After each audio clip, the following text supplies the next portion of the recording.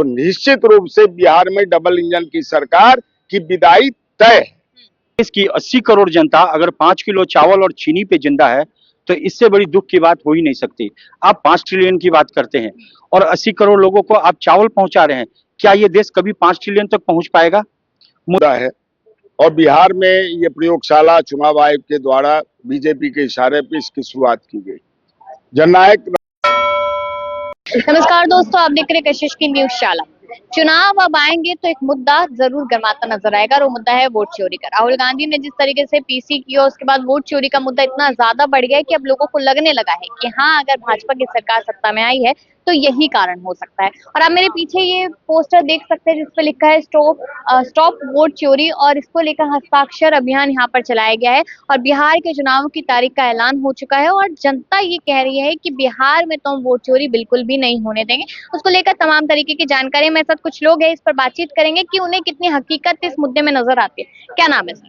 मेरा नाम ज्योति झा हुआ, प्रदेश प्रतिनिधि बिहार कांग्रेस। वोट चोरी का मुद्दा बहुत ज्यादा गर्माया हुआ है, क्या लगता है बिहार में ऐसा कुछ देखने को मिलेगा कि नहीं? देखिए, ये तो वोट चोरी को लेके बिहार की जनता, बिहार की मतदाता, बिहार की माता बहन, बिहार के किसान, बिहार के मजदूर सभी खपा है। डिपेंड करता है कि हमारे जननायक राहुल गांधी जी के इशारे पे वोट अधिकार यात्रा को लेके वोट चोर के खिलाफ जन आक्रोश तो है। अब उस आक्रोश को बिहार के नेता, कांग्रेस के नेता कैसे भजा पाते हैं, उस पे डिपेंड करता है। बिहार के नेताओं के हाथों में वो चीज है कि उस जन आक्रोश को आप अगर सही तरीके से, सही हिसाब से, जो जहां का हकदार है, कार्यकर्ता को ढूंढ के अगर टिकट देने का काम करेंगे तो जनता का जो आक्रोश है निश्चित रूप से जो है वो मत पेटी में जाके बंद होगा। और नहीं तो फिर वो वही हवा सूटकेस में भर के जो आएगा उसको टिकट मिलेगा। तो फिर जो रवैया पिछले 89 से होते आ रहा है कांग्रेस का, वही हाल होगा। तो आपको लगता है कि जो आक्रोश रैली की आपने बात की है, जो लोग होते हैं रैली में या जनसभाओं में, वो वोट में बदलता हुआ नजर आता है? क्योंकि ऐसा लगा देखा नहीं जाता। देखिए, वोट के लिए लोग, बिहार की जो पिछले 20 साल से जो सरकार है उससे लोग त्रस्त हो चुका है। हमारे जो बिहार के माननीय मुख्यमंत्री जी जो है, उनसे लोग अब वो भी थक चुके हैं और बिहार की जनता भी उनसे उब चुका है। बिहार की जनता बदलाव चाहता है। सिर्फ बिहार की जनता को पूरे जो है हतोत्साहित किया जाता है, निराश किया जाता है। अब जिस कार्यालय में जाइए झूठ मूठ को दोहराया जाता है, भ्रष्टाचार चरम पर है, अफसरशाही चरम पर है। लोग, बिहार की जनता बिल्कुल बदलाव की स्थिति में है। मुदा मैं जो आपको बात पहले कहा, वो सब कुछ बिहार कांग्रेस के नेतृत्व के हाथ में है। अगर जिससे बदलाव चाहता है, भ्रष्टाचार से बदलाव चाहता है, आप वही किसी भ्रष्टाचारी को लाके टिकट दे दीजिएगा, वही किसी बलात्कारी को आप लाके टिकट दे दीजिएगा। तो जिससे बदलाव चाहता है जनता, वैसा चेहरा को लाके सामने खड़ा करना पड़ेगा। अपने जो लाठी डंडा खाता है, कांग्रेस का झंडा उठाता है, उसको खोज के सिंबल देना पड़ेगा। और नहीं तो, क्योंकि बिहार की नेता ही सही डिसीजन ले पाएंगे। वो तेलंगाना और वो जो उत्तर प्रदेश से लोग आते हैं, वो नहीं सही डिसीजन ले पाएंगे। बिहार के नेतृत्व को अपने क्षमता के अनुसार चुन के, चिन्हित करके, पहचान के सिंबल देना पड़ेगा।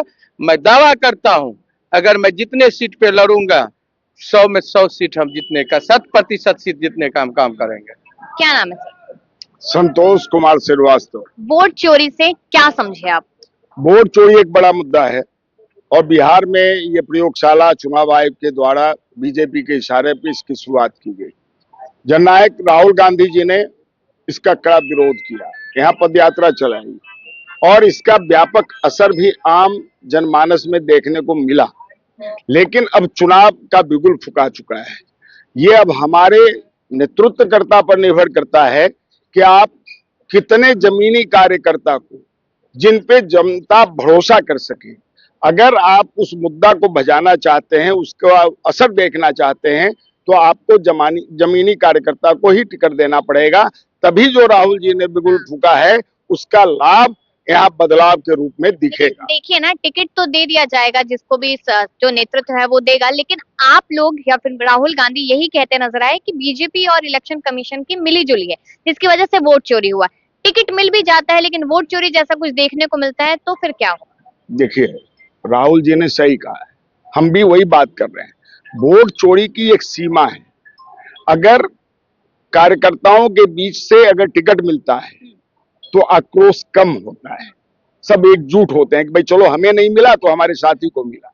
लेकिन कोई बोड़ो प्लेयर जब आता है तो एक क्षेत्र में अगर हम 20 आदमी खड़ा है तो उसमें 19 आदमी जो है सो या तो बैठ जाते हैं या इनडायरेक्ट विरोध करते हैं, तो उसका सीधा खमियाजा भुगतना पड़ता है प्रत्याशी। तो अगर जैसा राहुल जी ने कहा कि जो कार्यकर्ता हमारा बब्बर से जो खून पार्टी के लिए पसीना बहाता है, हम उसकी बात करेंगे। तो जो बीच के उसके जो सेकेंड लाइन लीडरशिप है, उनको भी राहुल जी की भावना का सम्मान देते हुए अगर टिकट का सही बंटवारा किया तो निश्चित रूप से बिहार में डबल इंजन की सरकार की विदाई तय है।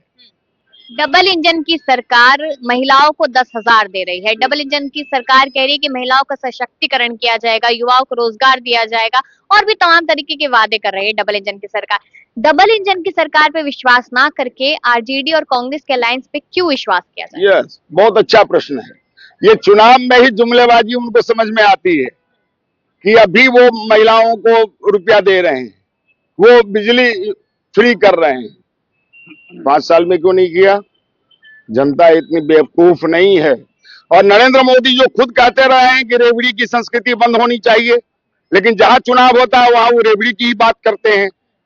तो बोलते कुछ हैं, मुख में राम बगल में छुरी, ये भाजपा की असली पहचान है।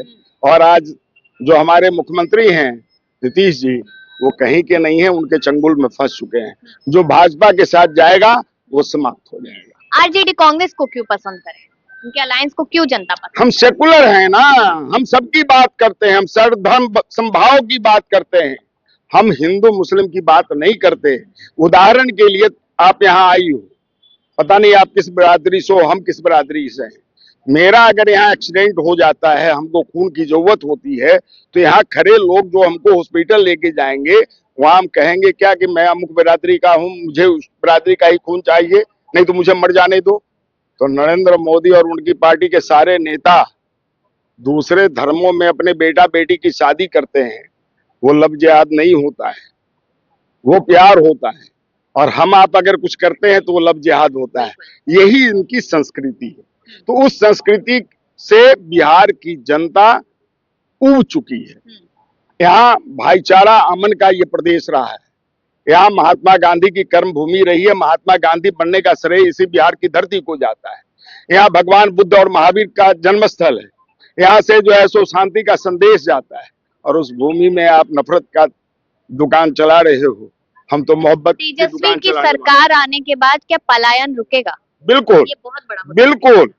जो घोषणा महागठबंधन कर रही है उसी को सरकार इम्प्लीमेंट कर रही है। कब? जब चुनाव सर पे। हम पारदर्शी नीति अपनाएंगे, हम पलायन रोकेंगे, लोगों को रोजगार देंगे। कह रहे 20 दिन में सरकारी नौकरी दे देंगे, पॉसिबल है? क्यों नहीं होगा? जब सभी विभागों में रिक्त स्थान हैं तो हम उसके जो है वैकेंसी निकालेंगे। उसमें 20 दिन का मतलब वो 1 महीना भी हो सकता है। जो प्रक्रिया है, कानूनी प्रक्रिया है, उसके तहत हम जो है सो उनको जो रोजगार देंगे। हम जब यहाँ रोजगार देंगे तो पलायन क्यों होगा? और सिर्फ चुनाव के समय अगर हम रोजगार की बात करेंगे कि हम 2 करोड़ दे देंगे, 1 करोड़ दे देंगे, आज तक क्यों नहीं दिया? पहला जिस दिन प्रधानमंत्री का ओथ लिया उस दिन जो घोषणा किया उसको अभी तक पूरा क्यों नहीं किया? अब तो 15 साल होने क्या वाले। नाम है सर? संजय कुमार श्रीवास्तव। मोदी जी पहले देश को एक साथ लेकर आएंगे, 140 करोड़ जनसंख्या उनका परिवार है, उसके बाद रोजगार दे देंगे, उसके बाद महिला सशक्तिकरण कर देंगे, सेफ्टी दे देंगे। पहले साथ तो हो जाए आप लोग साथ ही नहीं है। भिन्न भिन्न जातियां, जैसे एक फुलवारी होती है ना, उसमें कई तरह के फूल होते हैं। तो अगर मोदी जी बोलते हैं कि 1 करोड़ 40 लाख लोग हमारे हैं, तो ऐसा कैसे होता है? उसमें बहुत सारी पार्टियां हैं और हर पार्टियों को हर व्यक्ति लोकतंत्र में अपने हिसाब से वोट देता है और अपनी इच्छा के हिसाब से क्या होना चाहिए क्या नहीं होना चाहिए। तो अगर मोदी जी कहते हैं 1 करोड़ 40 है, तो जो उनके विपक्ष की पार्टियां उनको वोट पड़ती है, वो किनका है? वो परिवार नहीं है फिर मोदी जी की, अगर विपक्ष बिल्कुल। को। हाँ, अगर वो प्राइम मिनिस्टर है तो परिवार तो सभी हैं, हमारे देश के प्राइम मिनिस्टर है, इस बात से कहाँ इनकार है? लेकिन 5 किलो राशन तो सबको मिल रहा है, वो विपक्ष हो या पक्ष हो। देखिए, ये देश का दुर्भाग्य है कि आज 135 करोड़ या 40 करोड़ जनता बोल रहे हैं, वो डाटा उनके पास है, और देश की 80 करोड़ जनता अगर 5 किलो चावल और चीनी पे जिंदा है तो इससे बड़ी दुख की बात हो ही नहीं सकती।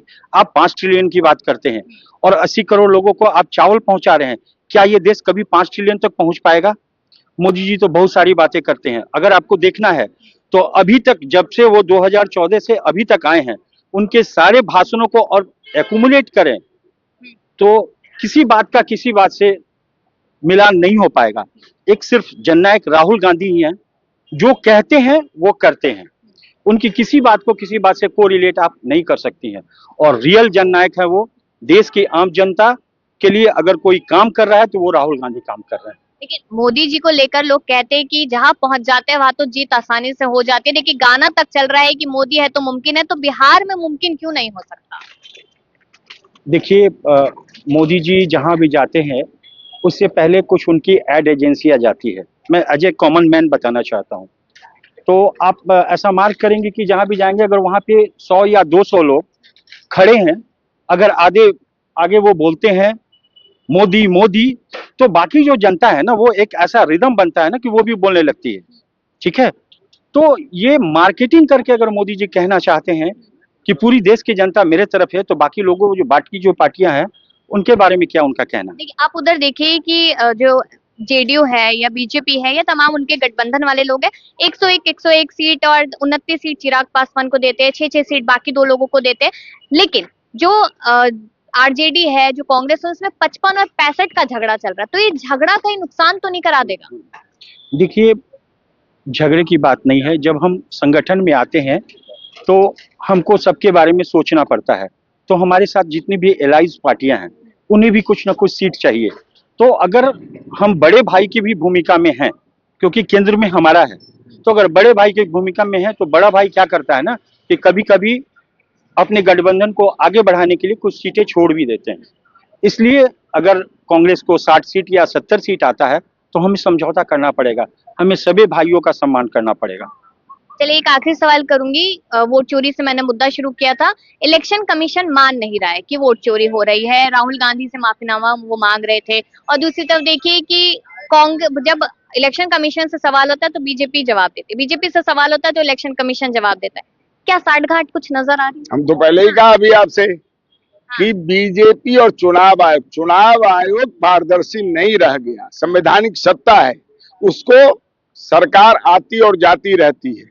संवैधानिक सत्ता में बैठे लोगों को कानून का सम्मान करना चाहिए, संविधान का सम्मान करना चाहिए। संविधान में सबको बराबरी का हक मिला है, उसको छीनने का अधिकार चुनाव आयोग को नहीं है। आपने एक बात कही कि सत्ता आती जाती रहती है। यहाँ पर मतलब कि वो भविष्यवाणी कर चुकी है भाजपा की 47 तक हम रहेंगे, 47 क्योंकि विकसित भारत करना है, तो आती जाती वाली बात तो यहाँ नजर ही नहीं है। मैं बता रहा हूँ ना, लोकसभा चुनाव में 400 पार का नारा लगा रहे थे, कहाँ आगे अटक गए, 40 पे अटक गए। तो इसलिए आप समझ लीजिए कि वो जो कह रही है वही आवाम की इच्छा नहीं है। इस देश की आवाम गंगा जमुनी संस्कृति में विश्वास रखती है। बिहार की जनता क्या चाहती है? बिहार बदलाव चाहती है भाई? एकदम पूर्णतः बदलाव चाहती है। बिहार से ही बदलाव, देखिए ये क्रांतिकारी भूमि है, यहाँ से 1942-47 का आंदोलन भी यहाँ हुआ है, तो यहाँ से बदलाव की आंधी चलती है। जेपी आंदोलन भी यहीं से हुआ था, याद दिला दें आपको। तो यहाँ की जनता का मन मिजाज तैयार है डबल इंजन की सरकार को यहाँ से उठा के बाहर फेंकने का। चले, बहुत